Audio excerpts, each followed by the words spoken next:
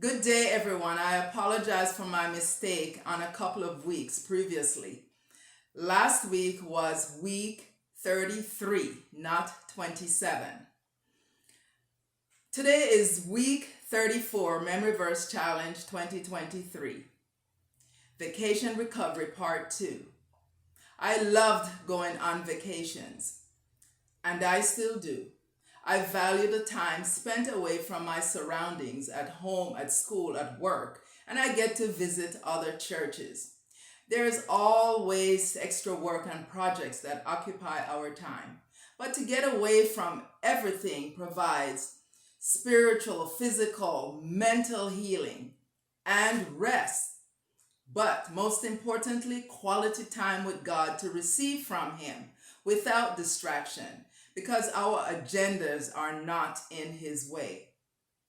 It is when the normal activities of daily living halts. Even though we mimic some of the reasons why we took a vacation, we tend to fill every moment with activities and put worship on a short leash, which is why we need vacation recovery. It seems to me that we also must practice temperance even when we go on vacations in order to receive the benefits and the joy of our vacation. People take working vacations. I understand it, but why would I want to take a working vacation? Some do it to finish projects that they don't have the time to do. Some save their vacations for mission trips where there's never much time for relaxation.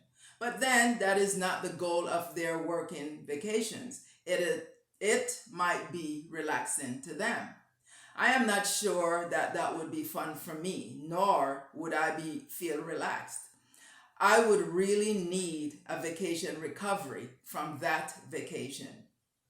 I cannot think of anyone in the Bible that went on a vacation, but I can think of people who were prisoners who, because of God's work, accumulated unsolicited prison time, which they used for God's glory. When Paul and Silas were in prison, the occupants of the prison heard them singing.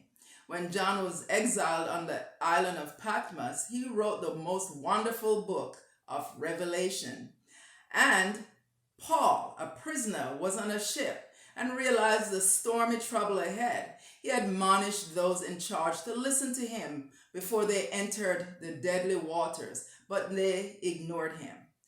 Then when they got into trouble, he encouraged them with confirmation from God that he would be taken before Caesar and no one would be lost but the ship.